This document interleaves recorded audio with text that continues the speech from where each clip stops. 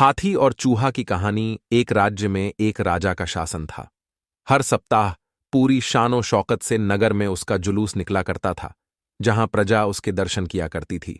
एक दिन एक नन्हा चूहा उसी राजमार्ग के किनारे किनारे कहीं जा रहा था, जहां राजा का जुलूस निकलने वाला था। वह चूहा था तो छोटा सा, मगर उसका घमंड बहुत बड़ा था और वह खुद को सर्वश्रेष्ठ और महान समझता था।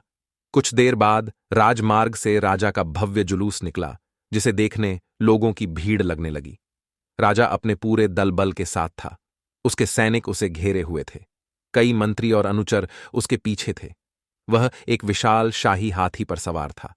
हाथी शाही था, इसलिए उसे भव्यता से सजाया गया था और उसकी शान भी देखते बनते थी।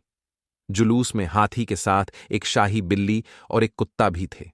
राजा का जुलूस देखने को उमड़ी भीड़ राजा के साथ साथ उसके शाही हाथी की भी प्रशंसा कर रहे थी।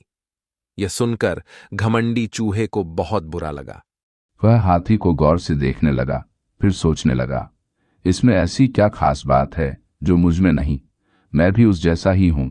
मेरे पास भी 2 आंखें, 2 कान, 1 नाक और 4 पैर हैं। फिर उसकी इतनी प्रशंसा क्यों? उसके विशाल शरीर के कारण, लंबी सूंड के कारण, छोटी छोटी आंखों के कारण, या झुर्रीदार चमड़ी के कारण? किस कारण? एक बार तुम लोग मुझे देख लो, उस हाथी को भूल जाओगे। मैं हाथी से ज्यादा महान हूं।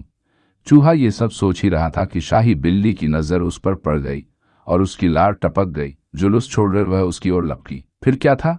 चूहा अपनी सारी महानता भूलकर दुम दबाकर भागा। भागते भागते वह हाथी के सामने आ गया। आगे बढ़ते हाथी ने उस पिद्दी से चूहे को देखा तक नहीं और अपना विशाल पैर उठा लिया।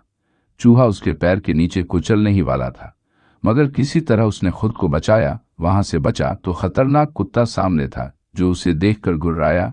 चूहा पूरी जान लगाकर वहां से भागा और राजमार्ग के किनारे स्थित एक छेद में घुस गया। उसका सारा घमंड उतर चुका था। उसे समझ आ चुका था कि वह इतना भी श्रेष्ठ और महान नहीं।